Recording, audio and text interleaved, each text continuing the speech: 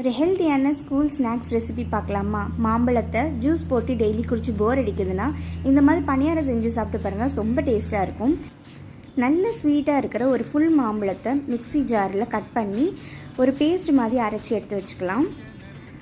இது மாம்பழத்துலேயே ஸ்வீட் அதிகமாக இருக்கனால வெல்லம் ஒரு அரை கப்பு இல்லாட்டினா 3/4 கப்பு ஒரு சுடுதண்ணியில் கரைச்சி எடுத்து வச்சுக்கலாம். இந்த மாதிரி பண்ணும்போது குப்பை ஏதாவது இருந்தாலும் ஃபில்டர் அவுட் பண்ணிக்கிறதுக்காக. நல்லா கரைஞ்சிருச்சு, இதை ஆற வச்சுக்கலாம். ஒரு கப்பு கோதுமை மாவை மிக்ஸி ஜாரில் ஆட் பண்ணிக்கணும். 2 ஏலக்காய், அரை கப் துருவன தேங்காய், ஆற வச்சுருந்த வெள்ளைப்பாகை இப்போ ஃபில்ட்ரு பண்ணி ஆட் பண்ணிக்கணும். இதில் வேறு எதுவும் வாட்டர் ஆட் பண்ண தேவையில்லை. உங்களுக்கு ஸ்வீட் பத்தலைன்னா இன்னும் கூட வெல்லம் ஆட் பண்ணிக்கலாம். பணியாரக்கல் சூடானதும் அதில் கொஞ்சம் நெய் விட்டு மாவை சுட்டு எடுத்திங்கன்னா மாம்பழ பணியாரம் ரெடி ஆகிடும். ட்ரை பண்ணி பாருங்கள், ரொம்ப டேஸ்ட்டாக இருக்கும்.